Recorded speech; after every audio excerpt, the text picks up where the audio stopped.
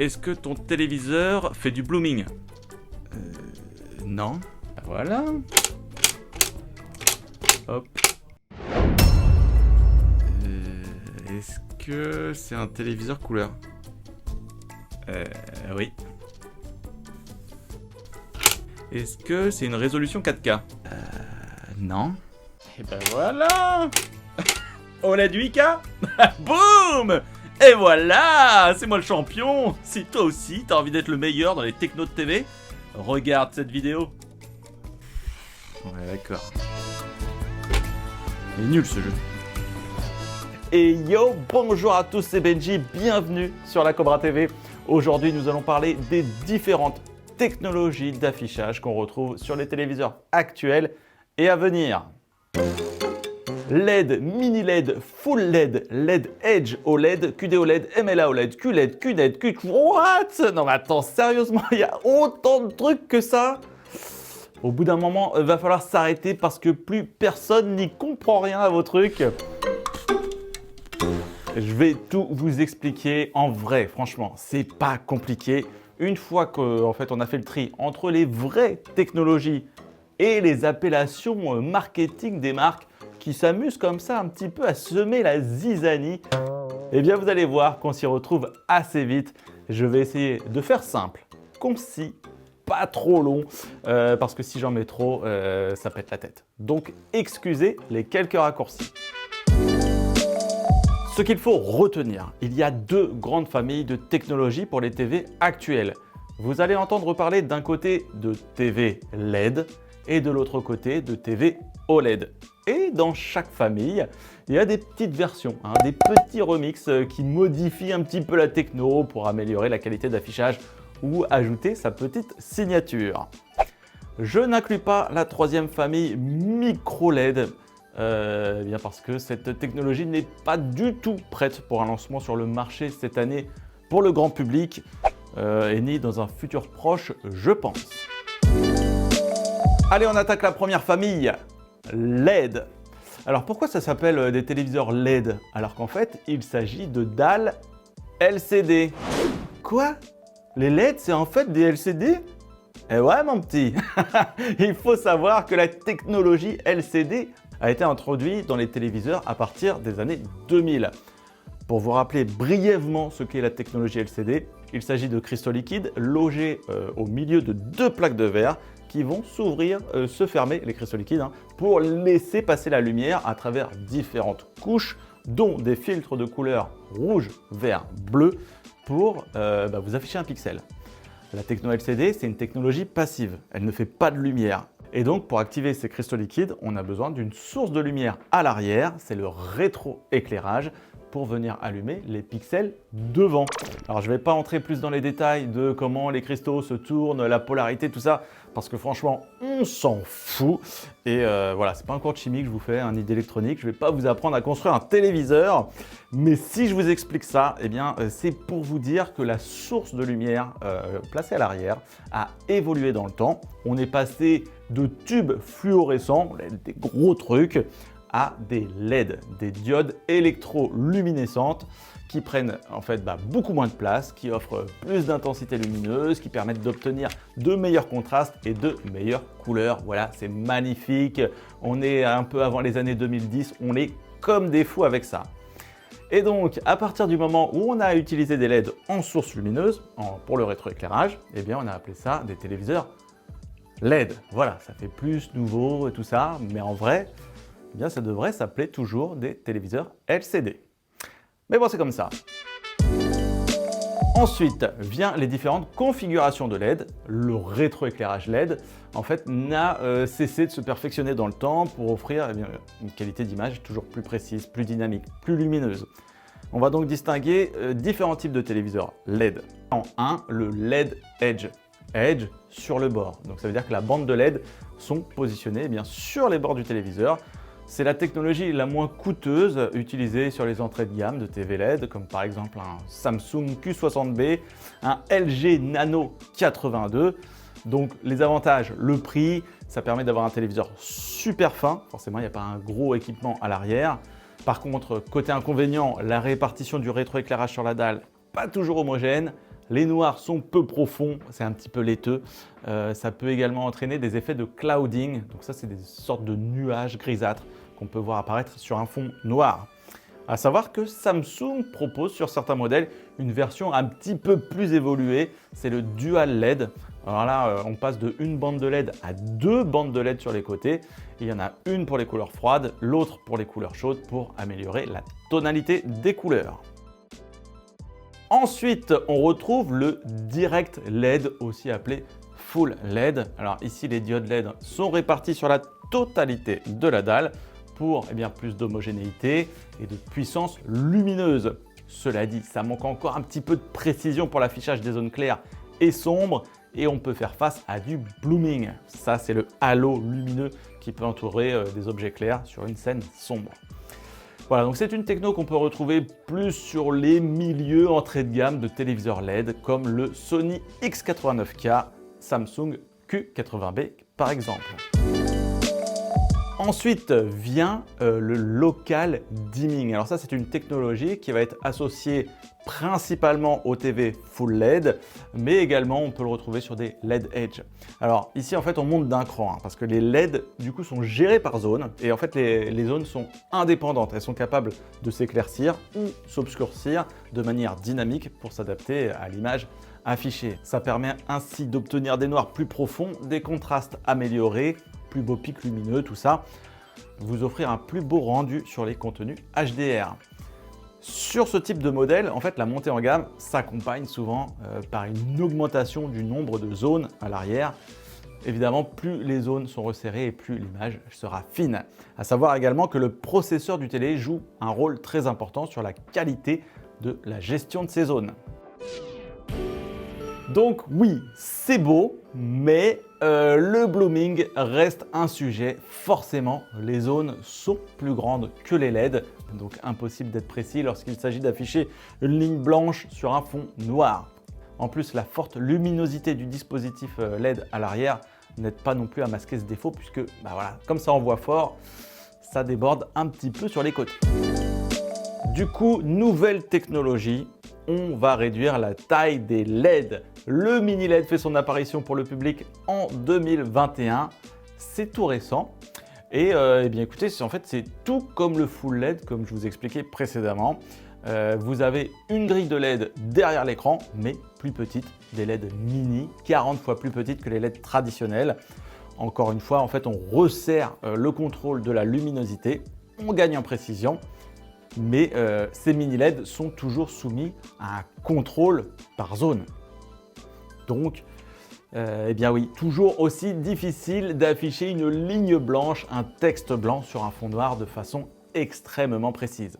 Cela dit, c'est quand même nettement plus précis que sur un TV LED classique, d'autant plus que les TV mini LED, c'est souvent en fait, les modèles haut de gamme chez les constructeurs. Donc il y a le meilleur processeur et puis ils sont pourvus également de plusieurs centaines de zones. Donc on est plutôt très bien. Les modèles LG, Sony, Samsung et même surtout Samsung qui ont investi les premiers dans cette techno offrent des modèles qui ont un rendu vraiment bluffant, très proche de l'OLED. Bref, c'est le top en fait de la techno munie de rétroéclairage arrière. Ensuite, c'est quoi le QLED, le Neo QLED et tout ça? Alors là, c'est comment te mettre le bazar, les mecs. Appelez Samsung, c'est un coup de génie, leur truc. Le QLED, ça peut être une des trois premières technos que j'ai citées. Donc un QLED, ça peut être du LED Edge, du Full LED avec Local Dimming. En fait, le QLED, c'est une évolution de la dalle LCD avec des LED bleus, plus une couche de Quantum Dot, des filtres à boîte quantique qui viennent booster les couleurs. Mais en vrai, il faut savoir que chaque marque a sa propre techno de boîte quantique, de nanocristaux internes là, pour booster les couleurs, améliorer les espaces de couleurs. Sony a le Triluminos, LG a le NanoCell et Samsung qui, eux, ont eu l'intelligence de vous brander le truc, de vous en faire une nouvelle catégorie de télé, appelée le QLED, pour freiner le concurrent d'en face, encore seul détenteur de la technologie OLED. Et les néo-QLED dans tout ça? Eh bien, les néo-QLED, en fait, ça, c'est le terme marketing pour les modèles à techno mini LED. Géniaux, les mecs. Bon, voilà pour la première famille LED. Donc, si je récapitule, vous avez du LED Edge, du Full LED, du Mini LED avec des options local dimming et filtre quantique en fonction des modèles.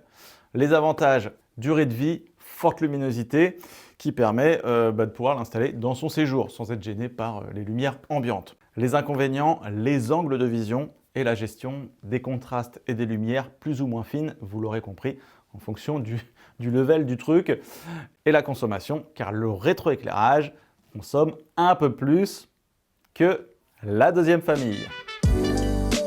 Deuxième famille, OLED, Organic LED Light Emitting Diode. Dans l'OLED, on oublie le rétroéclairage arrière puisqu'il s'agit de pixels auto-émissifs, c'est-à-dire que chaque pixel joue son rôle de diode en fait. Il s'allume, s'éteint indépendamment les uns des autres. Pas de rétroéclairage, ça veut dire que la dalle est beaucoup plus fine, beaucoup plus légère et aussi le contrôle beaucoup plus précis. Imaginez une dalle 4K, c'est 8 millions de pixels, eh bien vous avez 8 millions de diodes qui se gèrent indépendamment. Donc on passe d'une centaine de zones à des millions. Pas mal. Donc le contraste est dit infini. Bon, c'est pas vraiment vrai, mais disons qu'il est excellent avec une très bonne gestion de gradation dans les zones sombres et l'affichage des couleurs est également extrêmement précis, ce qui donne beaucoup de relief à l'image. L'OLED a vraiment bousculé le game. Cette technologie se retrouve plus sur les modèles haut de gamme, mais a tendance à se démocratiser ces dernières années avec des prix nettement plus abordables, mais attention, toujours quand même plus cher que les entrées de gamme en LED. Un des grands défis de la technologie OLED à travers ses évolutions aura été d'offrir en fait un niveau de luminosité plus élevé aux consommateurs pour concurrencer la technologie LED qui s'installe aussi bien dans une pièce sombre qu'une pièce lumineuse, là où l'OLED était plutôt réservé aux pièces dédiées lorsqu'il est sorti en fait.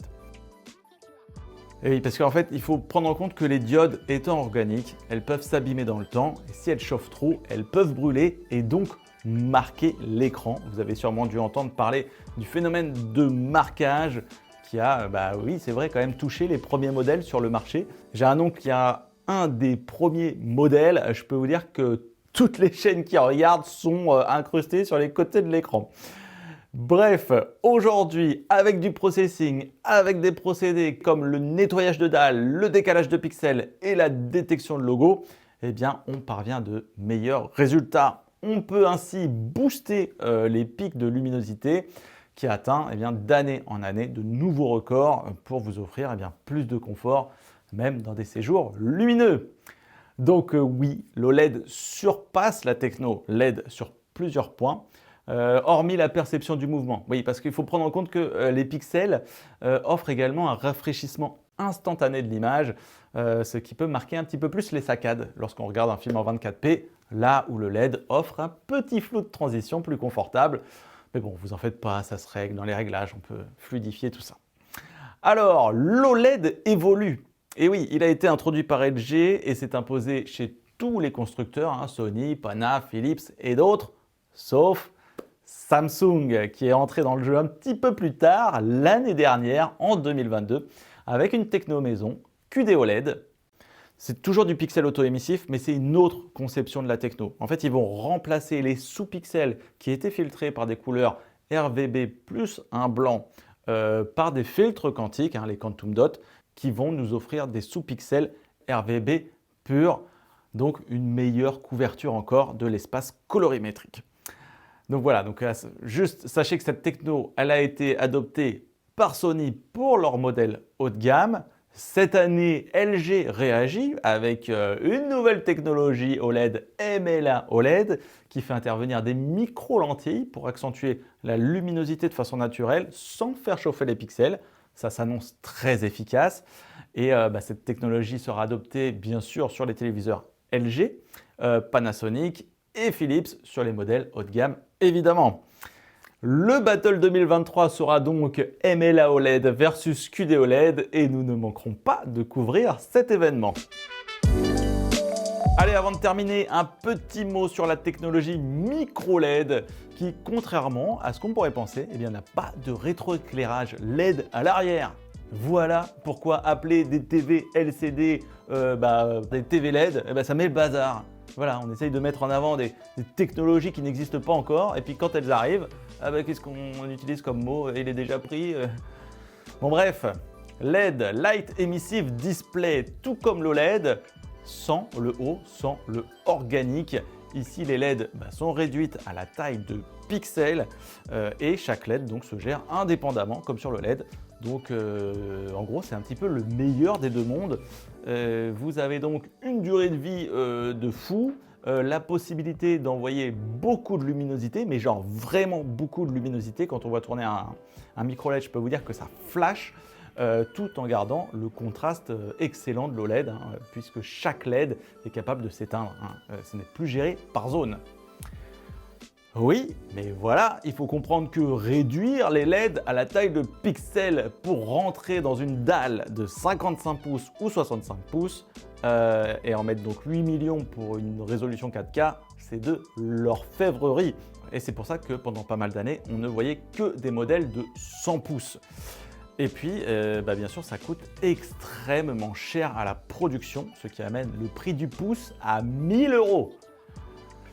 Donc 65 000 € le 65 pouces, autant vous dire que ça va être compliqué à faire passer auprès du grand public. Et puis alors personnellement, moi je suis pas encore du tout convaincu par cette technologie. Alors j'ai pas eu l'occasion de voir tourner les 55 et 65 pouces de Samsung, mais j'ai pu voir sur des écrans de démo, sur des 100, 120, 130 de Sony, LG et Samsung, des démonstrations. Et il faut savoir en fait que le micro LED, c'est comme un petit puzzle en fait. C'est monté sur des petites dalles comme ça qui mettent en damier tout le long de la... C'est modulaire en fait. Et le truc, c'est que les intersections entre les petits modules là, elles peuvent apparaître lorsque c'est des zones sombres. Donc quand ça pète et tout machin, on voit rien du tout parce que c'est tellement fort que ça masque les jonctions. Mais dès qu'on passe sur une scène sombre, voilà, on aperçoit le puzzle quoi. Donc voilà, j'espère qu'au prix du truc, ce sera corrigé d'ici l'arrivée au grand public.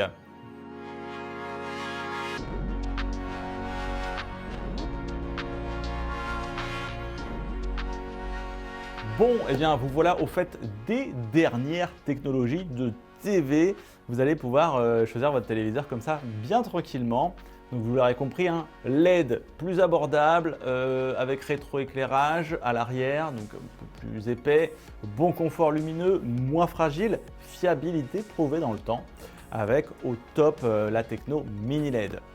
OLED qui reste une technologie assez premium, contraste excellent, le noir pur, super couleur, expérience excellente pour le cinéma et les jeux vidéo. Fiabilité dans le temps, pas encore tout à fait prouvée. Et voilà, vous allez pouvoir donc trouver 3 catégories de TV OLED, OLED standard, QD OLED, MLA OLED. Voilà, donc en attendant l'arrivée des nouvelles technologies encore plus folles sur le marché, je vous laisse là-dessus. À savoir que bien sûr, toutes les technos sont en démonstration dans les magasins Cobra. Vous pourrez ainsi faire au mieux votre choix. Et puis voilà, on n'a pas toujours besoin du dernier truc hyper puissant pour être satisfait soi-même. Donc venez voir, et si vous ne voyez pas de différence entre la super tech et la tech un petit peu plus basique, prenez la moins chère. Merci beaucoup d'avoir regardé la vidéo, c'était Benji et je vous dis à bientôt pour découvrir les nouvelles gammes de TV 2023. Ça va être sympa cette année. Alors, est-ce que c'est un OLED 8K? Boum! Boum! Il est nul!